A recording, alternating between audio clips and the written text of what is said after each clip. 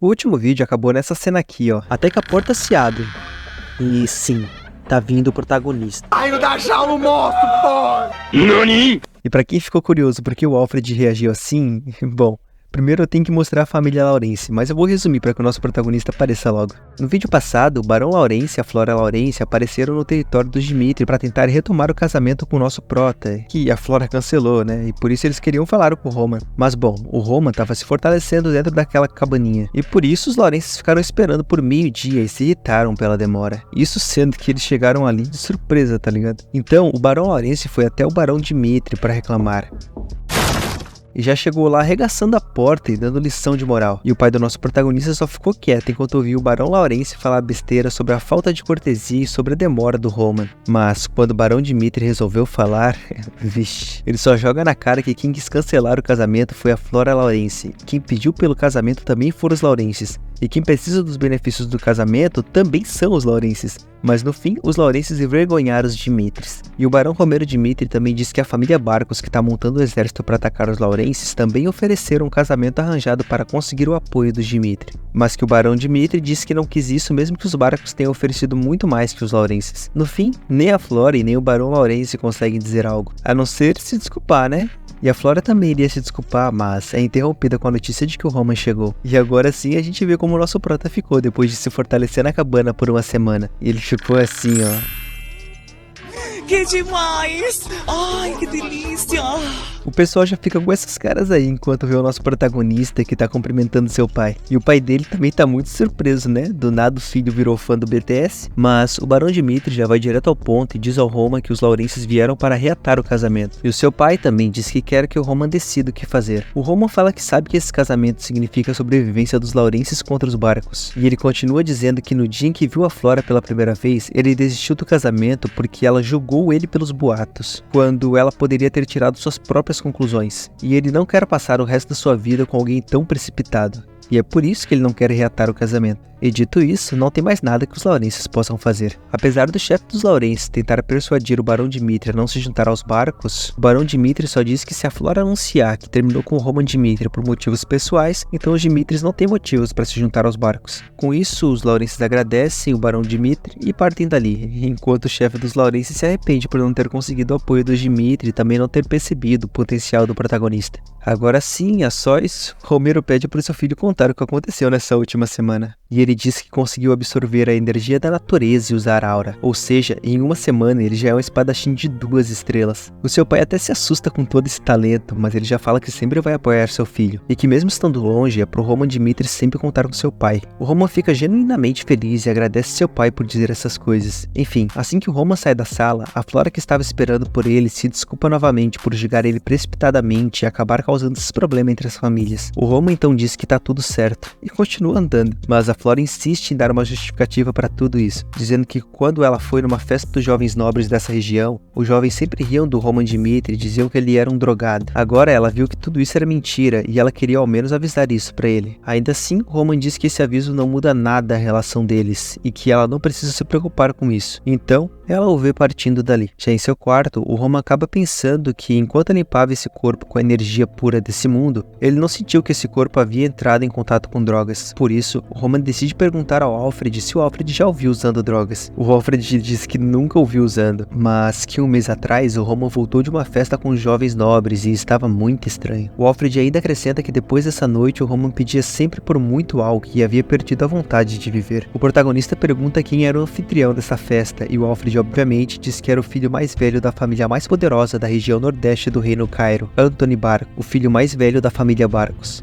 Sim, a mesma família que está juntando um exército para atacar os Laurences. Depois de pensar sobre todos esses acontecimentos, o Roman percebe que o motivo do dono desse corpo ter tirado a própria vida deve ter relação com o Anthony Barcos. O protagonista pergunta ao Alfred se ele era próximo do Anthony Barcos, e o Alfred diz que ninguém queria ficar perto do Roman, mas o Alfred acrescenta que quando anunciaram o casamento do Prota com a Flora, o Anthony e o Roman pareciam estar ainda mais distantes um do outro. E na cabeça do Roman isso faz sentido, visto que os Barcos não queriam que o Dimitri e os Laurences se casassem, pois isso faria com que se tornasse difícil atacar os Laurences. E a maneira mais fácil de impedir isso de acontecer seria forçando o Roman a...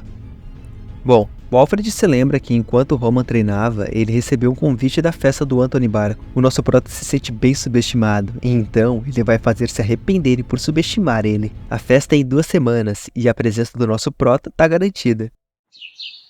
O dia amanhece e o Alfred tá levando o Kevin até o campo de treinamento para ver o protagonista. Enfim, o Alfred já dá um aviso pro Kevin que é pra ele não se surpreender quando ver o prota. E assim que o Kevin chega lá, ele se surpreende. Mas também, o protagonista tá parecendo um flamingo. O Roman pergunta como tá o Kevin e ele responde que tá bem, mas que não entende como alguém tão comum como ele poderia ser útil pro nosso protagonista. E o nosso prota diz que pretende usar o Kevin como sua espada. O Kevin fica surpreso com isso e ele diz que nunca lutou antes. Então, o Roman diz que tem 3 caminhos para o Kevin e que ele pode escolher. 1. Ele pode ajudar o Alfred e agir como mordomo pessoal do Roman. 2. Ele pode ser a espada do Roman e o proteger. E a terceira opção é pegar essa espada e cortar seu próprio braço. E se conseguir fazer isso, ele vai ficar extremamente forte num ritmo que nem deveria ser possível. O Kevin não entende o que esse terceiro significa, ele só entendeu a parte de ficar extremamente forte. Então, ele se lembra da vida que ele levou até chegar aqui.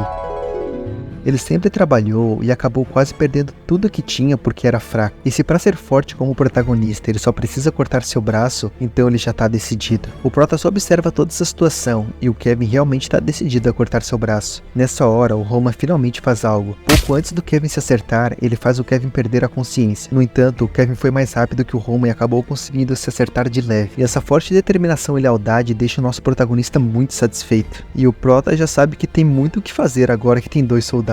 Falando nele, o Chris aparece na mansão do Dimitri querendo falar com o Roman. E o Alfred responde que o prota tá no campo de treinamento com o Kevin e não permite que ninguém entre lá. O Chris não entende a situação e ele nem sequer sabe quem é o Kevin. Enfim, um novo dia começa e já no campo de treinamento, o Roman diz que vai ensinar uma técnica de fortalecimento ao Kevin, para observar a energia da natureza e tal.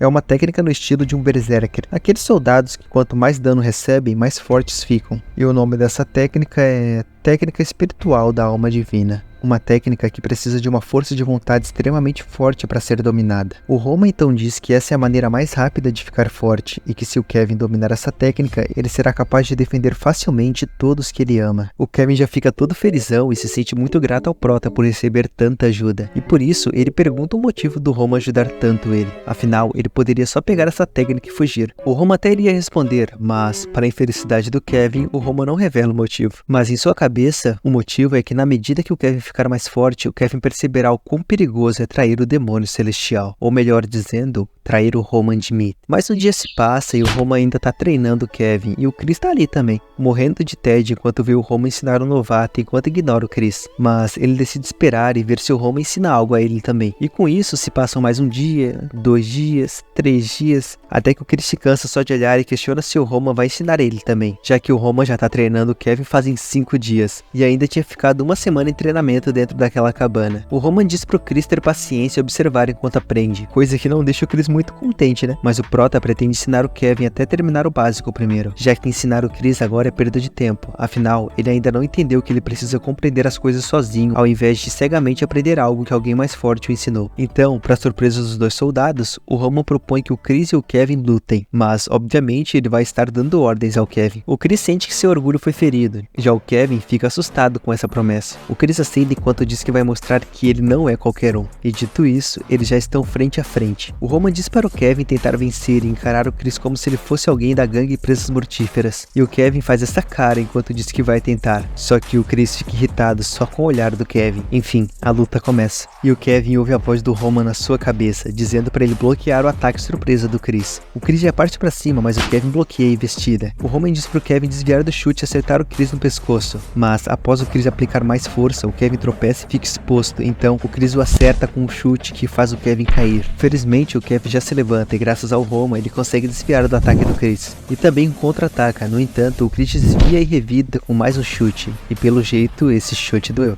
O Roman avisa pro Kevin bloquear acima, e o Kevin faz isso, e quando tenta escapar, ele toma uma joelhada na cara e novamente acaba caindo no chão. Ainda assim, o Chris fica surpreso com o tanto que o Kevin tá suportando, e o Roman só observa enquanto admite mentalmente que o Kevin não é páreo para o Chris, mas diz que essa situação é meio que divertida. Enquanto continua lutando contra o Chris, o Kevin percebe percebe que seu mestre Roman é incrível, já que até mesmo o Cavaleiro de Aura de 2 estrelas se torna previsível para o seu mestre, e também ele só tá perdendo porque seu corpo não acompanha os comandos do seu mestre. O Kevin por pouco desvia de mais um ataque e segue a ordem de avançar para o contra-ataque, só que o Chris também desvia e revida com um socão na cara do Kevin. O Chris continua surpreso pelo Kevin evitar tantos ataques fatais, e o Kevin continua pensando que seu mestre é incrível, e ele jura pra si mesmo que sempre vai seguir as ordens do Roman, mesmo que não haja lógica, e com essa força de vontade ele avança pra cima do Chris. Vários minutos se passam e o Kevin acaba em um estado deplorável, enquanto o Chris pede para que ele se renda logo para não acabar com seu braço deformado. Mas o Kevin já tá aprendendo com o Prota, né? E já lança aquele sorrisinho debochado e diz que vai fazer isso até desmaiar, e isso deixa o Chris full pistola, que vai pra cima do Kevin mirando em seu braço. Só que o Kevin segue as ordens do Roman e avança enquanto ataca o Chris, que consegue desviar por muito pouco. O Kevin continua indo pra cima do Chris e planeja atacar novamente, só que o Chris percebe muitas aberturas e decide acabar com a batalha ali mesmo. No entanto, ele se lembra da sua batalha contra o protagonista e decide se desviar desse ataque, e como esperado, o ataque era uma finta, que pegaria o Chris de surpresa caso atacasse a abertura. E após desviar dessa finta, o Chris junta toda a sua força e contra-ataca o Kevin de baixo para cima,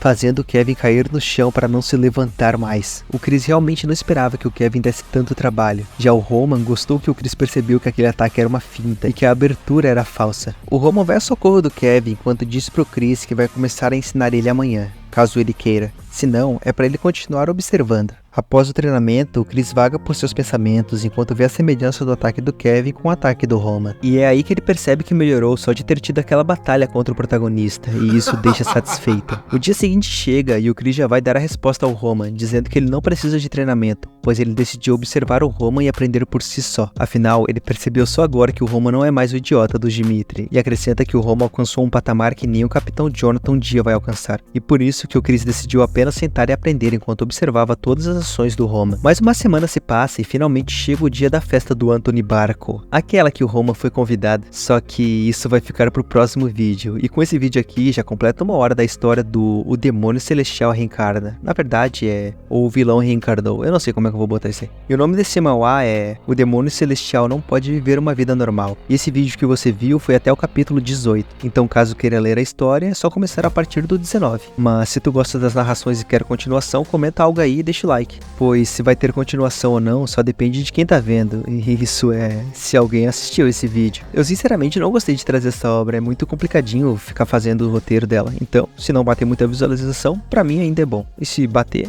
melhor ainda, né, que daí o canal cresce. Mas enfim, tenha um bom dia.